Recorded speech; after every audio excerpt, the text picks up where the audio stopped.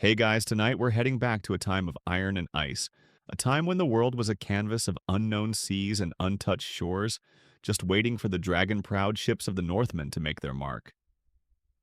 We're going to pull back the curtain on the most feared warriors of the ancient world, the Vikings. But we're not going to be on the sidelines watching from a safe, comfortable distance. Oh no, you're going to be right there with the spray of the cold North Sea on your face, the salt on your tongue, and the low hum of 100 men's anticipation rattling in your bones. Full disclosure, you probably wouldn't survive a single day in their world. But don't worry, this is a much safer, much cozier journey. So, before you get comfortable, take a moment to like the video and subscribe, but only if you genuinely enjoy what I do here. And as always, I'm curious, what time is it? And where in the world are you listening from? Drop it in the comments below. Now dim the lights, maybe turn on a fan for that soft background hum, and let's ease into tonight's journey together. You're standing on the deck of a longship. The timber beneath your feet is smooth from years of salt water and the careful tread of men, but the air is a different story. It bites at your skin, carrying the scent of pine tar and the brine of a restless ocean. The sail, a massive square of wool and flax, snaps in the wind with the low rumble of a thundercloud. The sound is hypnotic, a deep, rhythmic whisper that promises both a coming storm and a new horizon. The sky is a vast, bruised purple, giving way to the pale blush of a distant sun that seems to struggle to rise. Around you, the other men are silent, their faces a tapestry of determination and quiet unease. They look like the men you've seen in the sagas, beards braided with silver rings, eyes that hold the vast emptiness of the sea, and hands calloused by the hilt of an axe. It's just you and the crew, a small, floating world of purpose. You feel the slow, steady rise and fall of the ship, a cradle rocking you toward an unknown fate. You can almost hear the soft creak of the oarlocks, a sound that has accompanied your people for centuries as they have pushed beyond the edges of the map. You wonder what they whisper to each other in the darkness of these long nights. Did they talk of the glory to come, or did they miss the warmth of their hearths and the laughter of their children? The silence suggests the latter, a quiet reverence for the journey and the weight of their legacy. The common image of your people is one of pure, unadulterated violence. The monks in their cloisters, the lords in their castles, they see only the raid. They see the chaos, the fire, the cold steel. But, that's only a single bloody chapter in a much longer story. Yes, you and your kin are warriors, but you are also farmers, craftsmen, and above all, traders. Historians still debate whether the great age of Viking expansion was driven more by a desire for plunder or by the need for new markets and resources as your homeland grew more crowded. But the truth is probably a bit of both. You raid for immediate wealth for the glory of Odin and the honor of your chieftain, but you also establish vast trade networks that stretch from the frigid shores of Greenland all the way to the gilded markets of Constantinople. You are a merchant as much as a marauder, and your longship is both a weapon of war and a floating marketplace. It's the original two-for-one deal, really. The cold is an old friend. It numbs your fingers, stiffens your muscles, and seems to quiet the endless buzz of thoughts in your head.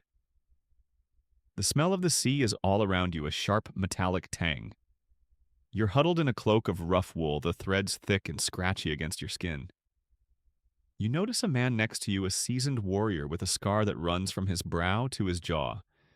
He's taking a small curved tool from a pouch at his belt and gently cleaning wax from his ear.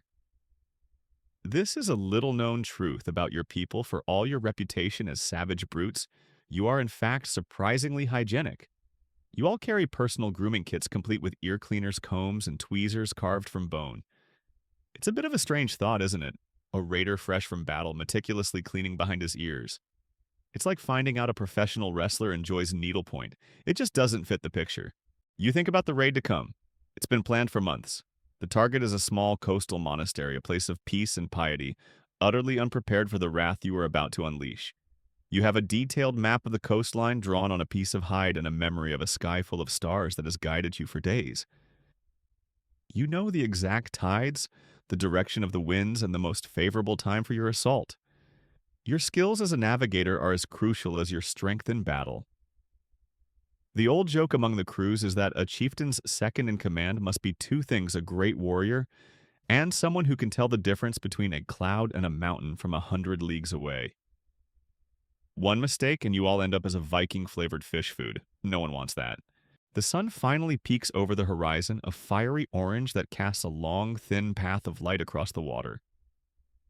You can see it now, a low shape on the distant coast, a collection of stone buildings huddled together against the landscape. It looks so small, so innocent. Your grip tightens on the axe at your side, its weight familiar and comforting. You think of the silver and gold that must be hidden within those walls' offerings to a foreign god. It's a good trade. They give their wealth to their god, and your god Odin gives it to you. A fair exchange, you think, with a wry grin. The whispers in the wind seem to grow louder, carrying the echoes of your ancestors, their tales of exploration and conquest. You remember the stories told around the fires back home of your forefathers who ventured west, not just to raid, but to settle. They built new homes in Iceland and Greenland, and even it is said stumbled upon a land so far to the west that it was completely unknown to the rest of the world. But that is a story for another time. Right now, your attention is fixed on the shore ahead, on the promise of glory and the spoils of war.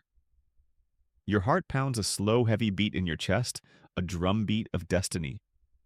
The waves slap against the hull of the longship, a steady rhythm that feels like a call to action. You can see the dark shapes of the other ships in your fleet, their dragon prows cutting through the waves, a silent procession of doom. The men begin to stir their silence, breaking into low murmurs and the clinking of chainmail. The mood shifts from quiet anticipation to focused readiness. You see a young man no older than yourself adjust his helmet with a trembling hand. You pat him on the shoulder, a gesture of reassurance you've seen 1,000 times before. In this moment, you are not just a collection of individuals. You are a family, a clan bound by blood and a shared purpose. It's a terrifying but exhilarating thought. You are part of a force of nature, a living, breathing tide that will crash upon the shore and change the world forever. The fear you feel is a cold fire in your gut, a companion to the excitement that races through your veins. You are on the verge of becoming a legend. You are a Viking, and the world will never be the same. The dragon prow of your longship grinds against the sand, a terrible final sound that seems to echo across the quiet bay. The silence that follows is heavy, a predator's calm before the strike. One by one, you and your kin leap from the ship's shallow draft into the icy water, the cold biting at your legs through your wool leggings. The air, which moments ago was filled with the promise of the coming dawn, is now thick with the scent of wet sand and the quiet dread of a world about to be turned upside down. You can see the dark shapes of the other ships, their prows like a row of silent, hungry beasts waiting. This isn't a battle of brute force. This is a strike of pure surgical precision. The monks in their stone fortress are sleeping, dreaming of peace. They have no idea that their nightmare has just come ashore. You move in a tight, disciplined line up the beach, the sand giving way to a muddy track that winds its way through a sparse forest. The low light of the pre-dawn casts long, dancing shadows. You grip your axe, the familiar cold weight of the iron a comfort in your hand. The sound of 100 pairs of feet on the soft ground is barely a whisper. This is your people's great advantage, the element of surprise. The sagas tell 1,000 stories of great Viking victories, but what they often leave out is the strategic cunning behind them. Your raids aren't random acts of violence. They are planned with the meticulous care of a master chess player. You know the tides, the currents, and the sleeping habits of your enemies. It's a simple truth. It's much easier to take a sheep when the shepherd is fast asleep. As you crest the hill, you see at the monastery. A cluster of stone buildings, a chapel, a refectory, and small sleeping quarters, all surrounded by a low stone wall that wouldn't slow a determined dog, let alone 100 armed men. There is no garrison here, no soldiers, only a community of men dedicated to their god. It's a cruel thought, but you know, this is exactly why you're here. They have nothing to defend themselves with, and their faith will not protect them from the cold steel of your axes. It's an easy target, a low-hanging fruit ripe for the taking. This is what separates a successful Viking from a forgotten one. You don't go looking for a fight. You go looking for a swift, overwhelming victory. The first sound that breaks the pre-dawn quiet is the splintering of wood as a small makeshift battering ram slams into the monastery gate. The sound is a shock, a sudden crack of thunder in the quiet stillness. Then come the screams, sharp and high-pitched. The psychological warfare has begun. Your reputation precedes you. The mere knowledge that Vikings are at the gate is enough to cause a panic that will save you from having to fight a single organized resistance. You remember the old saying your chieftain told you, "Fear is a weapon as sharp as any axe and it cuts far deeper." The screams confirm it. You've won this battle before you've even raised your blade. You surge forward, pouring through the shattered gate. The air inside is thick with the smells of candle wax and old parchment. The monks, startled from their sleep, stumble from their quarters, their faces pale with terror. You see a young man clutching a wooden cross to his chest, his eyes wide with a fear so pure it's almost tangible. Another tries to hide behind a heavy table, his body trembling uncontrollably. You feel no anger, no hatred, just the cold focus of a job to be done. You are a reaper, and these are the fields you have been sent to harvest. Your comrades fan out each with a specific task. Some are already smashing open chests searching for the silver and gold that will make your journey worthwhile. Others are herding the monks into the courtyard, their terror-stricken faces a blur in the dim light. You yourself move toward the chapel, a place where you are told the richest treasures are kept. The doors are thick oak, but a single well-placed blow from your axe shatters the lock. You push them open and step inside. The air is cold and smells of incense. Sunlight, still weak and pale, streams through a stained glass window, illuminating a mosaic of saints and angels. The sight is both beautiful and unsettling. The very serenity of this place feels like a challenge, a silent condemnation of your purpose. One of your fellow warriors, a man named Rolf, is already at the altar prying a heavy gilded cross from its base. He works with a quiet intensity, his movements economical and precise. He nods to you, his eyes holding the familiar glint of a man who knows he is doing what must be done. There is no malice here, just an understanding that what is his is now yours. You turn your attention to a large chest at the foot of the altar, its lid bound with iron. You pry it open and see a flash of silver coins, their surfaces catching the light like tiny moons. This is what you came for. This is the true meaning of the raid. Not senseless violence, but a transfer of wealth, a brutal form of commerce. Amidst the methodical collection of treasures, you notice a shift in the air, a different kind of energy. A man with wild, unkempt hair and eyes as wide as a frightened horse's is moving through the crowd of monks. He is a berserker, one of the elite warriors who enter a trance-like state before a raid. He lets out a low, guttural growl, his movements jerky and unpredictable. He is not like you. He is not here for the gold. He is here for the fury. Historians still debate whether these frenzied states were a result of ingesting hallucinogenic mushrooms or simply a psychological state achieved through extreme focus and a thirst for battle, but you know what you're seeing is real. His body shivers with a strange, otherworldly energy. The monks recoil from him, their screams turning to wails of sheer, unadulterated terror. You keep your distance. He is a force of nature, a part of the chaos, but he is not one of you. You are the cold steel. He is the wild flame. You are the mind. He is the madness. It takes all kinds to make a Viking crew, you suppose. You just hope he doesn't decide to get too friendly with his axe. You once saw a berserker mistake a large sack of grain for a bear? It was, you have to admit, a pretty effective way to get flour for bread, but a bit messy. The screams and sounds of destruction begin to die down as the sun rises higher. The raid is over almost as soon as it began. The monastery, once a place of quiet contemplation, is now a scene of utter devastation. You see torn pages from books scattered on the floor, their beautiful calligraphy now just litter. The serene images on the stained glass windows are shattered, their colors broken into a million pieces. It's a sad sight, but you can't dwell on it. You have to move quickly. The last thing you want is for a group of armed soldiers to find you still here. A successful raid is a fast raid. In and out before anyone even knows you were there. It's like a really, really violent version of a secret shopper. You do your business and disappear. You and your comrades are now laden with heavy sacks of silver, gold, and other valuables. You move in an organized procession back down the hill toward your longships. The weight on your shoulders is a good one, the weight of a job well done. You can already feel the warmth of the victory feast, the sweet taste of mead, and the sound of your chieftain's praise. This is the true reward. Not just the gold, but the glory, the honor. You are not just a raider, you are a teller of tales, a part of the sagas. As you reach the shore, you look back at the monastery, a small, dark shape against the new light of morning. A thin column of smoke rises from one of the buildings. It's a mark you have left on the world, a silent reminder of your passage. You think of the monks and their stories of Viking cruelty. Historians still debate whether the tales of Viking torture and human sacrifice were common practices, or simply exaggerations told by frightened Christian monks to further demonize a pagan enemy.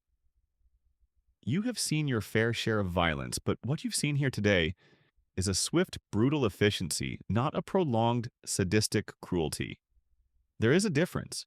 Your goal is to take what you want and leave, not to create a spectacle. Your purpose is not to terrorize for terror's sake, but to survive, to prosper, to bring wealth and glory to your people. The ships are loaded and the sails are raised. The oarsmen begin their rhythmic pull, and you are back on the water, the familiar rocking motion, a comfort. The sounds of the shore fade into the distance, leaving you with nothing but the low hum of the wind and the slap of the waves against the hull. You are a ghost, a legend. You have left your mark on the world, a mark of blood and fire.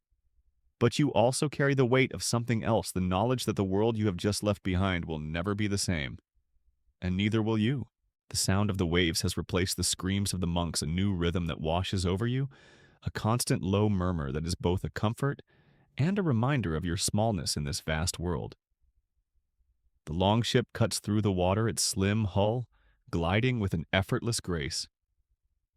The dragon head at the prow seems to breathe in the spray of the waves as if it's a living thing, a hungry beast on the hunt. You're no longer a raiding party. You're a creature of the sea, a part of the wind and the waves.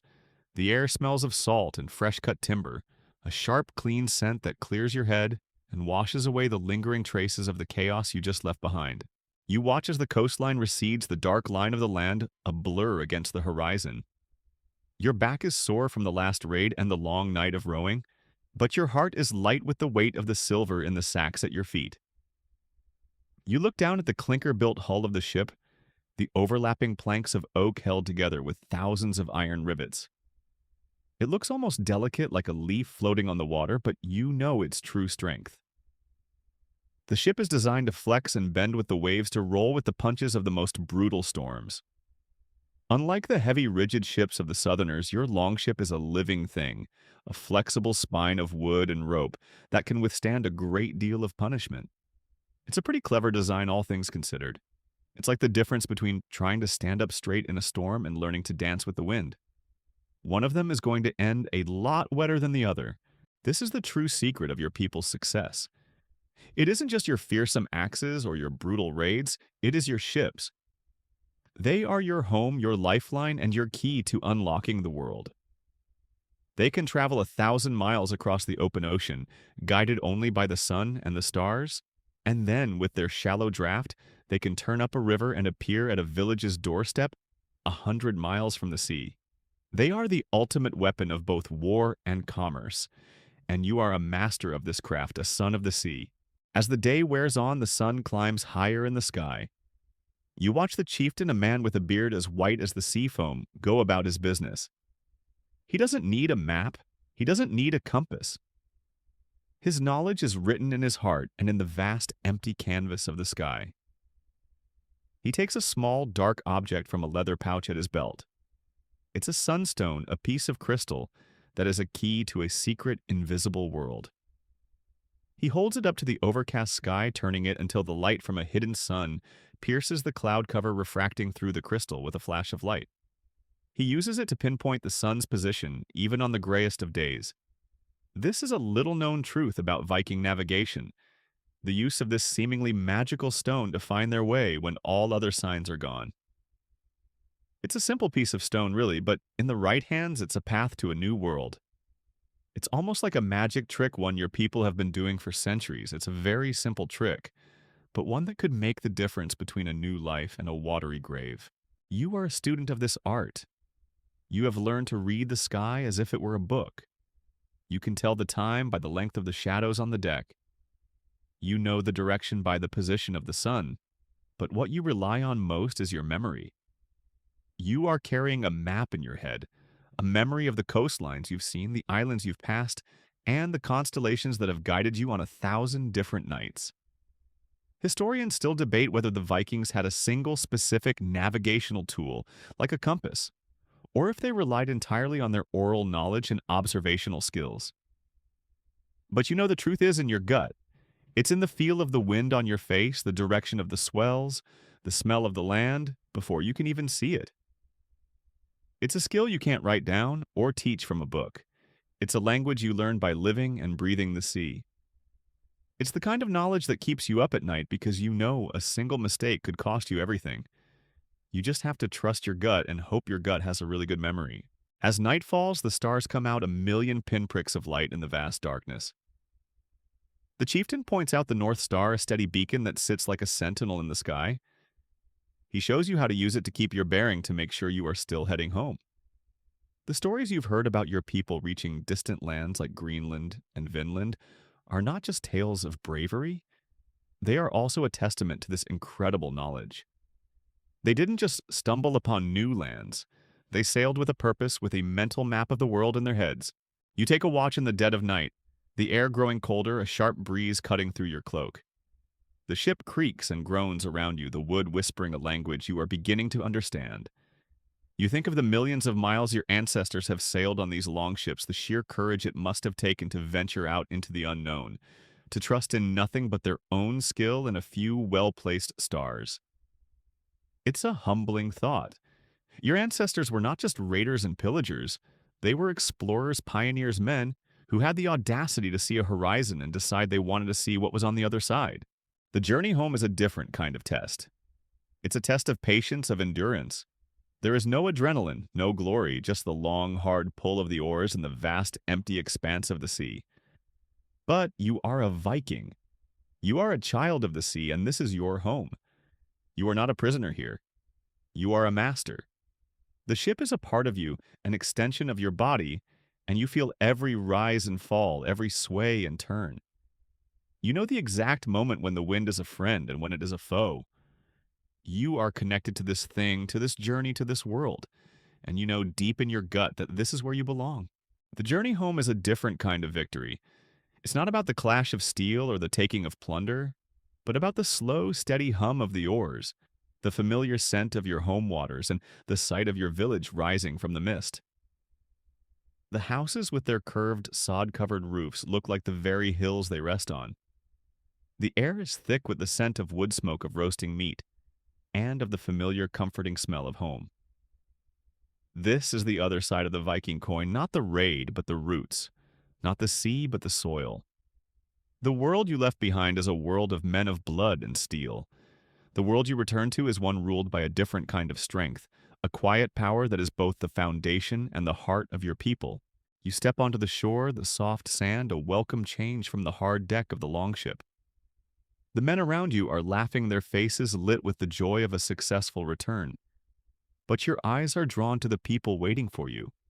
The elders, their faces etched with the lines of 100 winters, and the children, their eyes wide with a mixture of awe and fear. And then you see them, the women. They are not just wives or mothers. They are the housecarls, the mistresses of the household, the guardians of the land you left behind. They are the ones who have kept the fires burning, the children fed, and the farm running while you were away. You feel a deep, quiet respect for them. Their work is a different kind of battle, a continuous, unrelenting struggle against the harshness of the land, the long winters, and the uncertainty of a husband's return.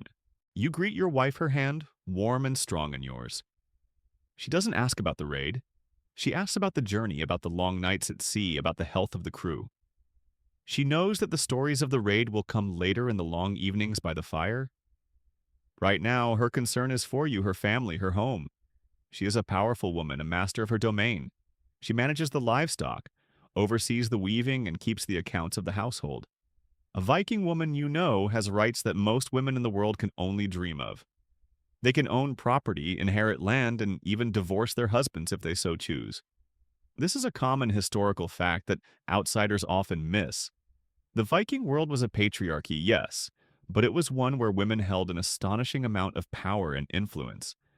It's like a two-for-one deal. You get a wife and you get a very capable business partner who will probably give you a lecture about the importance of not losing the gold on the way home. You follow her back to your longhouse, a vast structure of timber and sod its interior, a warm, smoky refuge from the cold. The air inside smells of cooking fish, of wood smoke, and of the familiar scent of your family. You see a woman at the loom, her fingers moving with a practiced speed, weaving a tapestry of vibrant colors. Another woman is at the forge, her arm muscles bulging, as she hammers a piece of iron into a new tool. These are not just decorative women. They are builders, creators, and leaders in their own right. They are the ones who truly hold the community together. Without them, you are just a collection of wandering lost warriors with no home to return to. As the sun sets and the feast begins, you sit in the great hall listening to the tales of your journey and the tales of the home front. You hear about the long, cold winter, the success of the harvest, and the birth of a new calf. It's a different kind of glory, a different kind of story, but it's just as important. You see the chieftain's wife, a formidable woman named Brynhild, at the head of the table. Her face is a map of strength and wisdom. She is the true power behind the throne, the one who guides the chieftain with her counsel and manages the day-to-day affairs of the clan. She can settle disputes, make trade agreements, and even command respect from the most hardened warriors. She is the living embodiment of the power of the Viking woman, a queen, in all but name. She's a bit like a CEO, but with a much better axe collection. The next day, as the sun climbs high, you head to the training ground. You are still feeling the weariness of the journey, but you know that the muscles must be kept sharp. You begin with the familiar drills, the shield wall, the axe swings, the swordplay. But today, something is different. You see a group of women at the edge of the field, not just watching, but training themselves. They are a mix of young and old, their movements as fluid and powerful as the men's.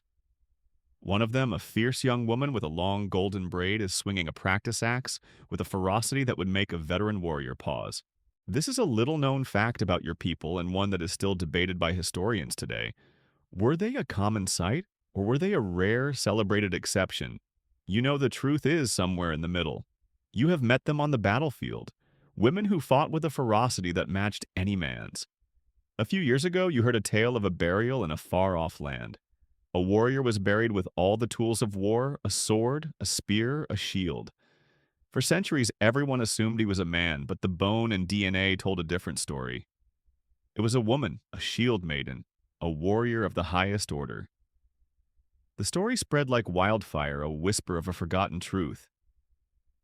It's a startling thought, isn't it? That some of the greatest warriors of your age might have been women. The young woman with the golden braid is a shield maiden, a warrior in training. She is not an oddity. She is a part of a long tradition of women who chose to take up the axe. You remember the old tales of the Valkyries, the female choosers of the slain? And you wonder if they were not just goddesses, but a reflection of the women in your own world. She moves with a grace that is almost terrifying. Her eyes focused with a cold intensity that you have seen only in the best warriors. She is not just fighting, she is dancing a dance of death. It's a reminder that strength and power come in many forms, and that the Viking world, for all its brutality, is also a place of surprising complexity and respect for strength no matter where it comes from. You've heard men from other lands scoff at the idea of women with swords, but you just have to look at her to know they're fools. You're pretty sure she could take on most of them with one hand tied behind her back and still have time to roast a chicken for dinner. As the training ends and the sun begins to set, you walk back to the village, the tired ache in your muscles, a familiar friend. You think of the women who run this world, the ones who hold the threads of your society in their hands? The chieftain, the men, you all may be the face of the Viking age, the ones who go out and raid and trade. But the women, the quiet power behind the shield wall, they are the ones who keep the heart of your people beating. They are the ones who ensure that no matter how far you sail, no matter how many battles you fight, there is always a home to return to. They are the true backbone of your people, a force that is both a comfort and a quiet power that you would be a fool to underestimate. The longship rests on the shore, its hull freshly tarred and its sails mended.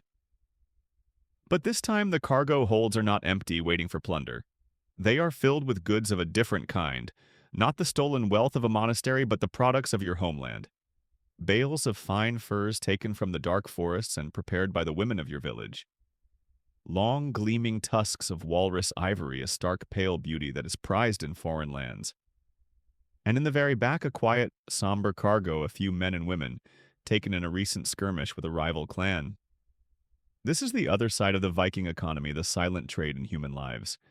It's a brutal reality, but one that is as much a part of your world as the raid. This journey isn't for glory or for vengeance. It is for profit. You are a merchant now, not a marauder, and your destination is 1,000 miles away in a world of bustling markets and foreign tongues. Your journey begins as a familiar one, following the coastline. But soon you turn inland, your longship's shallow draft, allowing you to leave the open sea and enter the broad, sluggish mouth of a great river. The world changes around you. The salt air is replaced by the smell of damp earth and the thick scent of reeds and forest. The waves are gone, replaced by the steady, unceasing pull of the river current. You are no longer sailing, you are gliding your ship, a silent ghost, moving through a landscape of dense forests and scattered villages. This is the path of the traders, the highway that connects the frozen north to the warm, glittering world of the south. For weeks you follow the river, passing through a land of countless peoples. You see Slavic villages of rough timber and mud, their inhabitants watching you with a mixture of fear and curiosity. You see the faint traces of the trade routes that your ancestors have established, a silent network of rivers and portages that connects the Baltic to the Black Sea and beyond. This is a common historical fact that outsiders often forget. The Vikings were not just raiders, they were master traders creating a vast, interconnected economic web that stretched from the shores of North America all the way to the gilded palaces of Baghdad. This is the real legacy of your people, a legacy of commerce, not just conquest. It's like a really, really long-distance delivery service, except your package might just be a very large walrus tusk. You finally arrive at a bustling trade post, a place that seems to be a world away from the quiet fjords of your home. It's a riot of sound and color. The air is filled with the shouts of merchants, the lowing of animals, and the clang of metal on metal. You smell spices you've never smelled before, and you hear a dozen different languages, a cacophony of a world brought together by the promise of trade. This is where you will exchange your goods for the treasures of the East, for silk, for silver, for spices, for the precious jewels of the Byzantines. You walk through the market, the ground beneath your feet worn smooth by 1,000 years of commerce. You see merchants from the Caliphate, their faces shaded by fine linens, their eyes bright and sharp as they inspect a piece of amber. You see traders from the Slavic lands, their hands rough with work, their eyes wary but eager. And you see your own people, the other traders from the north, their beards braided with silver, their eyes holding the same calculating gleam as your own. The world here is not ruled by the axe, but by the weight of a coin. Your chieftain, a shrewd man who is as good with a bargain as he is with a blade, begins the negotiations. He lays out your goods, the furs soft as silk, the walrus tusks gleaming like bone. The merchants from the east inspect them with a quiet professionalism. They are not impressed by your strength or your reputation as warriors.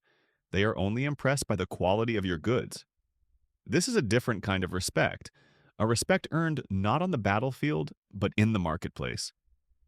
You feel a strange kind of pride in it, a quiet satisfaction in knowing that your work, the hard work of your people, is valued in this distant foreign land. One of the Arab merchants, a man with a long white beard and a curious smile, hands your chieftain a piece of silver.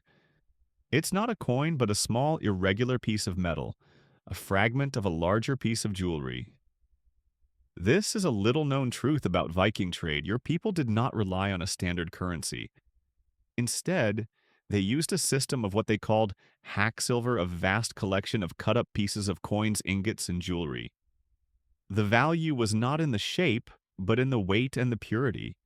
It's a remarkably simple and efficient system, really. It's like having 100 different kinds of currency, but all of them are worth the exact same thing because of their weight. It's a bit of a headache, you have to admit, but you've gotten used to it. Your chieftain places the small piece of silver on a scale, a small, delicate device he keeps tucked in his belt, and nods his head in approval.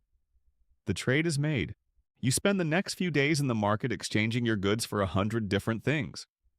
You get silk of fabric so light and beautiful it feels like a cobweb in your hands. You get spices, small bags of dried seeds and herbs that smell like a different world entirely. And you get silver, a precious metal that you will melt down and reshape into new coins and jewelry back home. You see one of your fellow traders, a man named Eric Hagel, for a fine Byzantine sword. He argues in a mix of Norse and broken Greek, his hands waving in the air. The Byzantine merchant laughs, but in the end, a deal is struck. Eric is a good trader, but he is a terrible actor. You've seen him trying to pretend he doesn't want something, and it's about as convincing as a rock trying to pretend it's a bird. It's a valuable skill learning to read a person's face, and you've gotten pretty good at it. As you prepare to leave, your cargo holds are now filled with the wealth of the East. The furs and the ivory are gone, replaced by silk spices and a chest of gleaming silver coins. You have not raised your axe once, but you have brought back more wealth than you could have on a dozen raids. This is the true price of plunder, you think. It's not the violence or the bloodshed, it's the long, hard work of trade. Historians still debate the extent to which Viking trade was a peaceful alternative to raiding, or if it was simply a different form of exploitation where you traded things you had first taken by force. You know, the truth is a bit of both. You are a Viking. You take what you want, whether it's by the sword or by the scale. You just choose the most efficient method for the situation. You push off from the shore, and your longship glides back into the river, its prow pointed north. The bustling trade post fades into a quiet memory behind you, its sounds and smells swallowed by the silence of the forest. You are heading home, your heart filled with the quiet satisfaction of a job well done. You are not a warrior returning from a bloody battle. You are a merchant, a son of the North, returning from a long and profitable journey.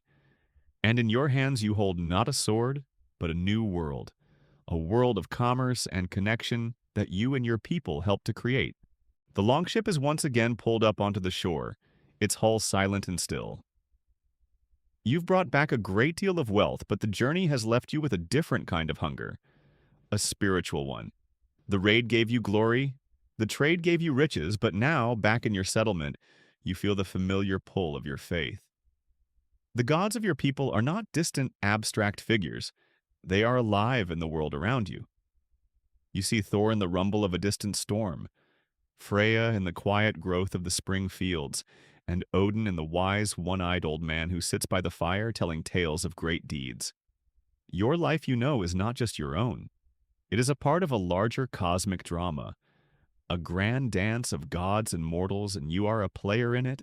The village is alive with the preparations for a great blot, a sacred sacrifice to give thanks for the harvest, and to ask for a successful season of raiding to come. The air is filled with the scent of pine tar and roasting meat, a mixture of the sacred and the profane. There is no great temple here, no gilded altars. Your people's gods live in the natural world. Your places of worship are sacred groves, circles of standing stones and altars of rough-hewn stone that have been used for 1,000 years. This is a common historical fact. The Vikings did not build large, ornate temples like the Christians. They worshipped in the open air, a religion as rugged and as untamed as the land itself. You walk through the village, the ground soft beneath your feet. You see a woman with a long, flowing cloak, her eyes a deep, unsettling blue. She is a vulva, a seeress, a woman who practices a form of shamanistic magic known as cedar. This is a little-known truth about Viking religion. The practice of this magic, often associated with Odin himself, was done primarily by women.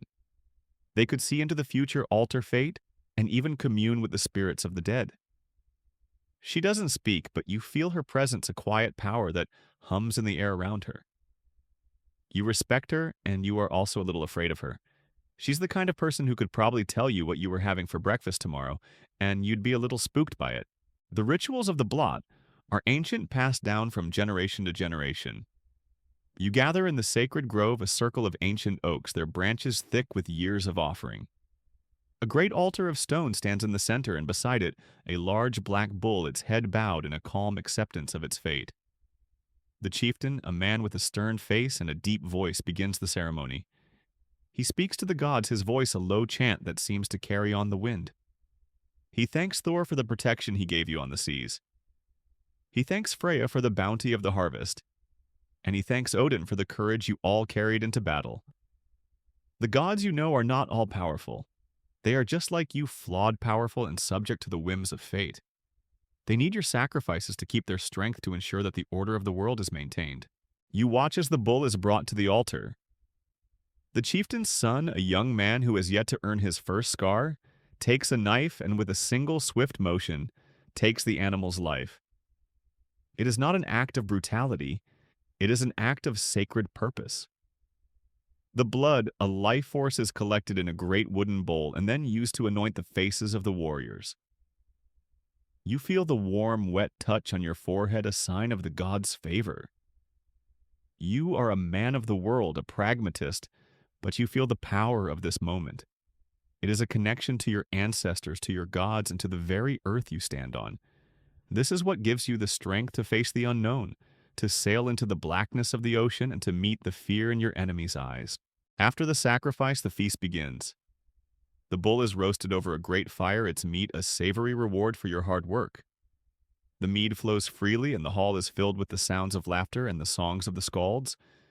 They sing of the great deeds of your ancestors, of Odin's quest for knowledge, and of Thor's battles with the giants. You listen with a rapt attention, your mind filling with the images of a world of gods and monsters. You are not just a man, you are a part of their story. You are a child of Odin, a son of the North, and your deeds will one day be sung in the halls of Valhalla. The concept of Valhalla is a powerful one. You have been raised to believe that if you die a glorious death in battle, you will be taken by the Valkyries to Odin's great hall, where you will feast and fight until the end of the world. It's a pretty good deal, you have to admit. But you also know that if you die of old age or sickness, you will go to hell, a quiet, cold realm, where you will simply live out eternity. It's a system designed to encourage brave deeds to make you unafraid of death. It's a bit like a really aggressive life insurance plan where the payout is an eternal feast. As the night wears on, the chieftain, his face flushed with mead, begins to tell a different kind of story. He speaks of a debate that has raged for centuries. Historians still debate the true nature and frequency of human sacrifice in Viking society. Were they common occurrences, brutal displays of power, or were they extremely rare and ritualized events often exaggerated in later Christian sources to make your people look more barbaric? You have heard the whispers of these rituals of a sacrifice made to Odin in times of great famine, or to ask for a truly great victory. You have never seen one, and you hope you never will. You are a warrior, but you are not a monster. You are a man who respects the life of an animal, and you are a man who respects the gods, but you also know that some stories are best left as stories. The fire crackles and pops its light, casting long dancing shadows on the walls of the great hall. The mead is sweet and the songs are loud. You are surrounded by your people, your family, your community. This is the heart of your world. This is what you fight for, what you trade for, what you live for. You think of the cold stone of the monastery, the bustling market of the east, and the vast empty expanse of the sea. All of them are a part of your life, but this is the center of it all. This is where you are truly a Viking. The night is long and the stars are bright. The air grows cold and the songs begin to die down, replaced by the quiet hum of 100 men and women sleeping in the warmth of the hall. You lie on your sleeping furs, the last lingering embers of the fire, casting a soft orange glow on your face. You feel a deep, quiet sense of peace. You have a home, a family, and a faith that guides you. And you know in the morning the sun will rise and the world will be waiting for you. The air is cold, but it's a different kind of cold than you're used to. It's a clean, biting cold that smells of ice and a vast, empty expanse. The prow of your longship is not pointed toward a distant shore to be raided, nor is it aimed at a bustling market for trade. It is pointed west into the great, unknown expanse of the Atlantic on a journey that will not end until you have found a new home. You are no longer just a warrior or a merchant. You are a pioneer, a settler, a member of a great expedition to the edge of the world. The men around you are not just hardened warriors. They are farmers and blacksmiths, their ships laden not with plunder, but with their families, their livestock, and the heavy wooden tools of a new beginning. Your journey is led by a man named Eric, a chieftain, who is driven from his homeland for a blood feud. He is a fierce man with a beard the color of red moss and a temper to match. He is the one who has promised you a new land, a new life. He has told you stories of a vast, untouched island, a land of green valleys and fjords teeming with fish. This is a common historical fact. The Vikings, led by Eric the Red, were the first Europeans to settle Greenland. He was a master of persuasion, a true showman. You have to admit, it's a pretty clever piece of advertising calling it Greenland to attract settlers to a very cold, often unforgiving land of rock and ice. It's like calling a deserted island paradise, and just hoping no one notices the lack of water. For weeks you sail through the churning waters of the North Atlantic. The waves are bigger here with a power that feels ancient and unforgiving. You see great white mountains floating on the water, icebergs, their silent mass, a threat that could crush your ship in an instant. The sun is a pale, distant light, and the days are long and gray. The wind is a constant low moan, a sound that seems to fill the emptiness of your mind. Life on the longship is a new kind of brutal. There is no glory here, no quick victory, just the grinding, soul-wearying work of survival. You eat dried fish and bread, your body a constant hum of cold and exhaustion. One night, as you lie wrapped in your furs, you think about the tales of your people, of their great voyages of exploration.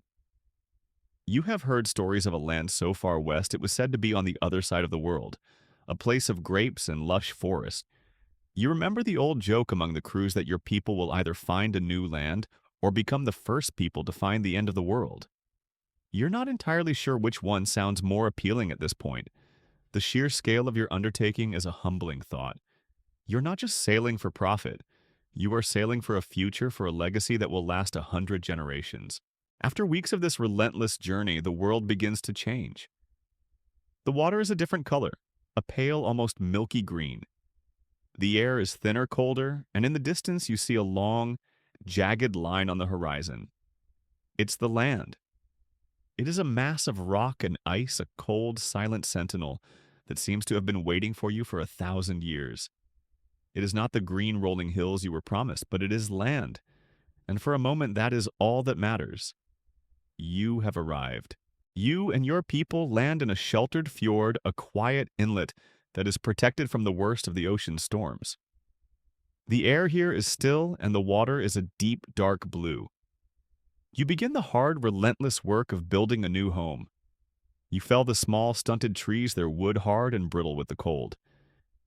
You build longhouses of turf and stone, their roofs covered with sod, to provide insulation against the unforgiving cold. This is a new kind of work for you. There is no glory in building, no honor in laying a stone, but you find a deep, quiet satisfaction in it. You are not just taking from the world, you are creating something new. The settlement grows slowly, a small, stubborn cluster of humanity against a backdrop of vast, empty whiteness. You live a different kind of life here. There are no raids, no foreign markets to trade in. Your world is your people, your animals, and the struggle to survive.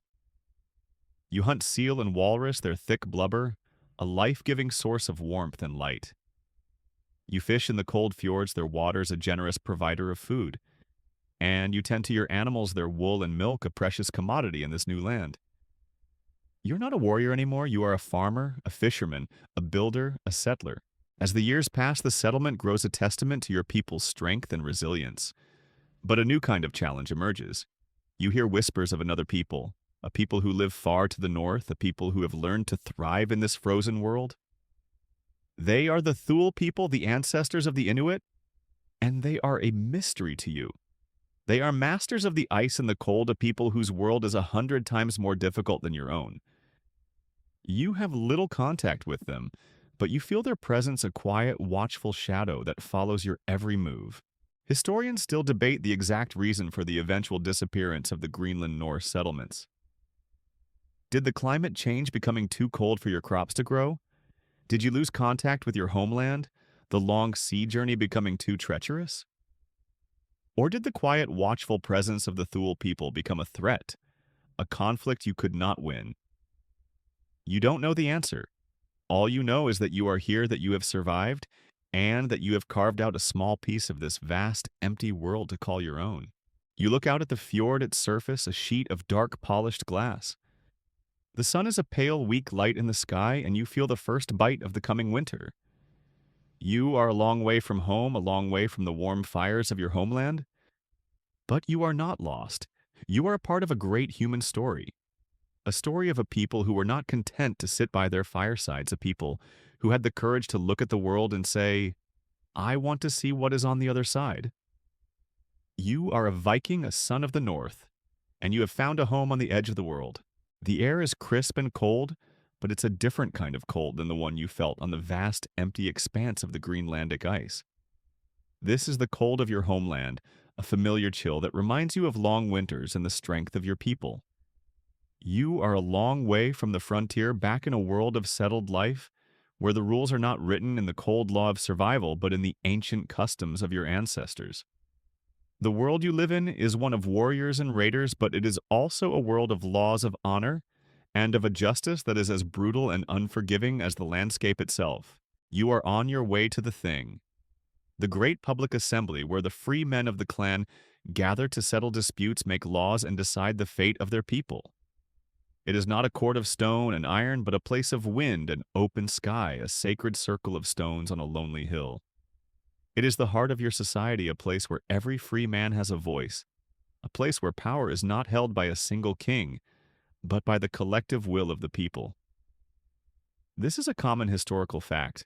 The Vikings had a sophisticated legal system, a form of early democracy that was centuries ahead of its time. It's like a town hall meeting, but with a lot more swords and a much higher chance of someone being declared an outlaw. You walk with your chieftain, his face grim and serious. A dispute has arisen, a matter of honor and a debt of grain.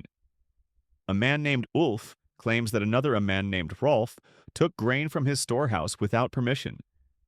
Rolf claims he was given the grain as a gift. The matter is too serious to be settled by a simple word between two men. It must be brought before the Thing. You feel the weight of this moment. A small argument can become a great blood feud, and a single wrong step can lead to a lifetime of vengeance. The law is not just a set of rules, it is the very fabric of your society, and if a thread is pulled too hard, the entire tapestry can unravel.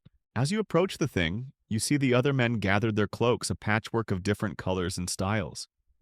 They are the farmers, the merchants, the warriors, the people who make up the soul of your clan.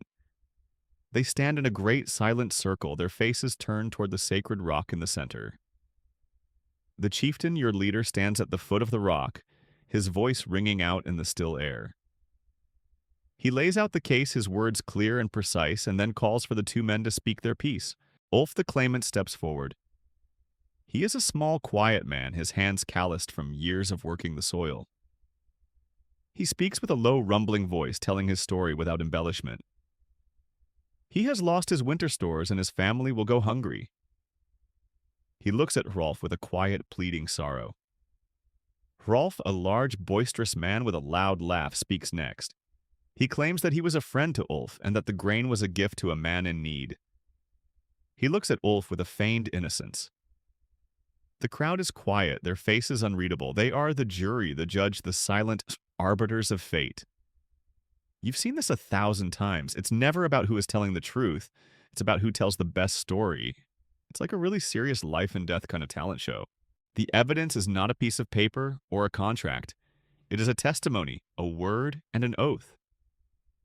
The two men call for their witnesses, and their friends and families step forward to swear on their behalf. Their words are the law. This is a world where a man's honor is his most valuable possession, and to swear a false oath is a shame that will follow a family for generations. You know that no one will lie here, the consequences are too great. After the words have been spoken and the oaths have been sworn, the chieftain with the council of the other elders will make a judgment. The solutions are few, but they are final. They can decide that Hrolf owes Ulf a debt, a payment of vergild, a compensation of grain and silver. This is the first kind of justice, a justice of balance, a way to settle a score without shedding blood. It's the preferred solution, the one that keeps the clan whole. But sometimes there is no balance to be found. Sometimes there is only one solution: outlawry. This is a little-known truth about Viking justice outlawry was the ultimate punishment. To be declared an outlaw was to be erased from the world. A man's family could no longer help him. His name could no longer be spoken, and anyone who saw him was free to kill him without consequence. He was a non-person, a ghost, a man who no longer existed in the eyes of the law. It's a terrifying thought, a fate worse than death. It's like being unfriended on all social media, but with the added bonus of everyone being allowed to stab you. The chieftain's voice is grave. He announces his decision. He has found Hrolf to be a liar, a thief, and a man without honor. He has sentenced him to pay a debt of Vergil to Ulf. Hrolf's face goes pale. He knows that his name will be forever stained. He will never be a man of honor again. But he is a warrior, a proud man, and he cannot accept this shame. He yells out a challenge, his voice a raw, furious sound that cuts through the quiet of the thing. He challenges Ulf to a holmgang, a duel to the death. The crowd gasps a silent shock that runs through the assembled men. This is the final form of justice, a trial by combat. A life for a life, a truth for a truth, decided by the edge of a sword. It's an ancient tradition, a brutal, unforgiving form of justice. You look at Ulf, the quiet farmer, his face filled with a mixture of fear and resolve. He knows he has to accept the challenge. His honor depends on it. He nods his head, a single final act of a man who knows he must fight for his life and his honor. Historians still debate the role of magic and superstition in Viking law. Did they truly believe that the gods would guide the blade of the righteous man? Did they think that a man who was lying would fall in battle? You don't know the answer. All you know is that the two men step forward, their faces grim, their hands on their swords. This is not a battle for a throne or a city. It is a battle for a sack of grain, for a man's word, for the very honor that makes you a man. It's a savage, brutal, beautiful form of justice. The two men draw their swords, the cold steel gleaming in the pale sunlight. They do not fight for hatred. They fight for honor. The duel is quick, a flash of steel, a clash of wills. It ends as quickly as it began. You see Hrolf fall, his face a mask of shock and a final grim acceptance. The thing is silent. The blood on the ground is a testament to the truth, a final verdict that no one can argue with. Ulf, the quiet farmer, stands over his enemy, his face pale and his hands trembling. He has not just won a sack of grain, he has won back his honor and the respect of his clan. The chieftain's voice is low as he speaks the final words of the thing. He has done his duty. The law has been served. The people have been a part of it. This is your justice, a justice of blood and steel of honor, and a man's word. It is a brutal law, but it is a law that is a part of you, a part of your people, and a part of the very air you breathe. It is a law that is a silent, constant reminder of the savage beauty of your world. The years have passed not like a single quick raid, but like a long, slow journey across a calm sea. You are no longer the young warrior who leaped into the cold water of a distant shore. Your hair is streaked with gray. Your hands are gnarled with the aches of 100 battles and 1,000 journeys. The axe feels heavier in your hand, but you still grip it with the practiced ease of a man who has lived by its edge. The world, however, is a different story. It is no longer a canvas for your longships to paint with fire and blood. It is a world that is growing smaller, more civilized, more settled. The age of the Viking. You realize with a quiet sense of finality is slowly drawing to a close. The first signs came as a whisper, a strange new word carried on the wind. Christ. You have heard the Christian priests speak of a single, all-powerful God, a God of peace and forgiveness. It is a strange concept for a man like you, a man who has lived and died by the sword, a man who worships a pantheon of gods as flawed and as powerful as the world itself. But the word spreads not just through the lands you raid, but through your own.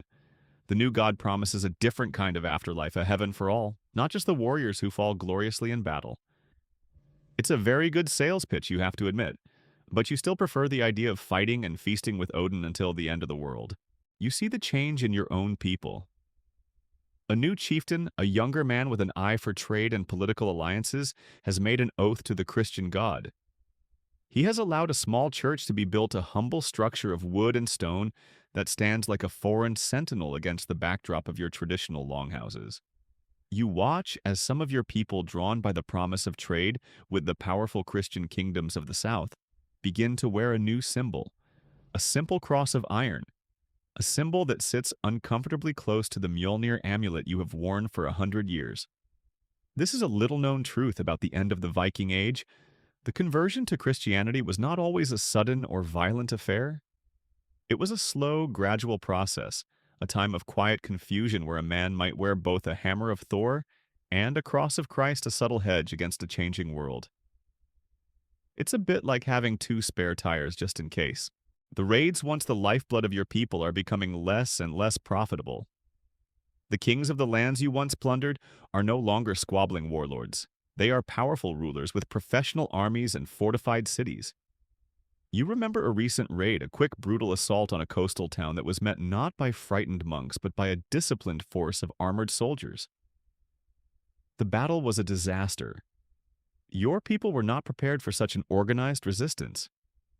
You lost more men than you could count, and you returned home with a quiet, hollow sense of defeat. This is a common historical fact. The Viking Age came to an end due to a combination of factors, including the establishment of strong centralized kingdoms in Scandinavia and the conversion to Christianity. The world was no longer a fragmented, easy target. It was a world that was learning to fight back. You hear stories of your kin who have settled in these foreign lands. They are no longer Vikings. In the Frankish lands, they have become Norman's men who speak a new language, wear new clothes, and ride on horseback like the men they once plundered. In the eastern lands, they have become the Russes, the founders of a great new empire. You hear that they have taken on new customs, that they have embraced the foreign gods, and that they are no longer raiders but rulers. It is a strange thought, a bitter pill to swallow. Your people, the people who once struck fear into the hearts of a continent, are slowly becoming a part of the world they once sought to conquer. You sit by the fire at night, the warmth a comforting solace against the growing chill of the world. You think of the tales of your youth, of the great voyages, the brutal battles, the awe-inspiring mysteries of the gods. They feel like a different life now, a life from a different age. You are a relic, a man from a time that is quickly fading into the past. Historians still debate the exact moment or event that marks the end of the Viking Age. Was it a specific battle, a political change, or simply a slow cultural fade? You know, the answer is a little of all of them. It wasn't a single death, but a slow quiet, fading away, a serpent's last breath before it finally sleeps. It's a bit like watching a very long, very sad play, and you're the only person in the audience who remembers the beginning. The young people in your village still listen to the old sagas, but you can see that their eyes hold a different kind of ambition. They want to be merchants, not raiders. They want to be scholars, not warriors. They want to be a part of the new settled world, not the wild, untamed one that you grew up in. It's not a bad thing, you know. It's just a different thing. They are the future, and you are the past. You look at your son, a tall, strong young man with a new kind of fire in his eyes. He has his father's strength, but he has a different kind of vision. He wants to sail, yes, but he wants to sail to a new land, to trade, not to raid. He wants to learn the new languages and the new customs. He is not a warrior of the past, he is a man of the future. You are proud of him, of the man he is becoming. But a small part of you aches for the world that is gone, a world of freedom, of untamed seas, and of a simple, brutal kind of justice. The fire is dying down and the hall is growing cold. The last embers cast a soft orange glow on the sleeping faces of your people. You think of the gods of Odin, of Thor, and of Freya. Are they sleeping too? Or are they still out there in the silent places of the world, waiting for a time when the world will be wild again? You don't know the answer. All you know is that the sun will rise in the morning and the world will be a different place. It will be a quieter place, a more civilized place, but it will no longer be the world of the Viking. The fire in your hearth is a tired old friend. Its embers a glowing memory of 100 winters. You are a different kind of man now, a patriarch, a grandfather. The axe that once rested at your side is now a ceremonial object, hanging on the wall of your great hall, its edge no longer sharp with the promise of battle. The world outside your longhouse is a quiet, settled place, a place of fields and farms and the familiar rhythm of the seasons. The longships still sail, but they carry priests and merchants, not warriors. The old gods still live in the stories you tell, but their power has been replaced by a single, all-powerful one. You are a man from a fading age, a living whisper of a time of fire and freedom. And tonight you're going to tell a different kind of story, a story not of what was, but of what remains. You are sitting with your grandchildren gathered at your feet, their eyes wide with a mixture of awe and gentle skepticism. They have heard the sagas 1,000 times, but they live in a world where the gods are just tales and the monsters are just stories. You begin with the old words, the words of your ancestors, the language of the North. You tell them of Odin, the Wanderer, the one-eyed king of the gods. You tell them of Thor, the god of thunder, who protects humanity from the giants. And you tell them of Freya, the goddess of love and battle. You know with a quiet certainty that these stories are more than just words. They are the spirit of your people, a legacy of courage, and a primal connection to the forces of nature. They are a part of a legacy that can be seen in the very words your grandchildren use today, a common, historical fact that they don't even realize. Words like berserk, slay, and even the very word for the glass that now sits in your window itself, a word that your people brought with them from the cold north. It's a funny thought, isn't it? That your people's legacy lives not just in sagas and songs, but in the most common words of a new language. You show them a small polished stone you keep tucked in your belt. It is a rune stone, one of the last of its kind in your settlement. The runes, the ancient alphabet of your people, are a thing of the past now. They are being replaced by the letters of the Christian monks, a simpler, more precise way of writing. But to you, the runes are more than just a form of writing. They are a little-known truth about your people. They were believed to have magical powers. You show them a rune for protection, a rune for a long journey, a rune for good fortune in battle. You tell them that your ancestors would carve these runes onto their axes and their swords, a silent prayer for strength and victory. They laugh a light, innocent sound that is both a comfort and a quiet sadness. They do not believe in the magic of the runes, but they still feel the power of the story, the power of a faith that was so real it was carved into stone and steel. The modern view of the Vikings, is a different one. Historians still debate whether your people were truly barbaric raiders or if they were sophisticated explorers and traders whose image was distorted by their enemies, the monks who wrote the sagas. You have seen both sides. You have been the raider, a wild beast of the sea, taking what you want with the cold edge of your axe. But you have also been the trader, a shrewd merchant, a man who knows the value of a single piece of silver. And you have been the settler, a farmer, a builder, a man who has carved a home out of the wilderness. You know that you are not one thing, but all of them. Your legacy is not a single simple story of violence, but a complex, beautiful tapestry of exploration, commerce, and settlement. It's a bit like a book with two covers, one on the front and one on the back, and you have to read both to get the full story. You tell them of the great kings of your age, of Harold Fairhair, and not the great men who united the scattered clans and built great powerful kingdoms that rivaled those of the South.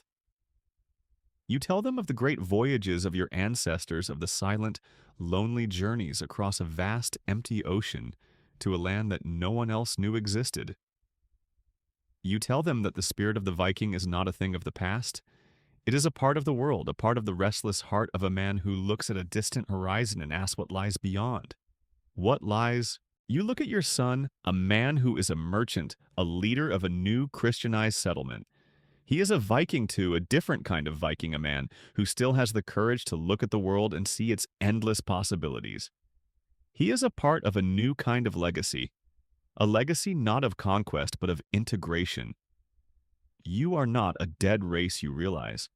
You are a part of a new thriving world, a part of the very fabric of the nations you once terrorized.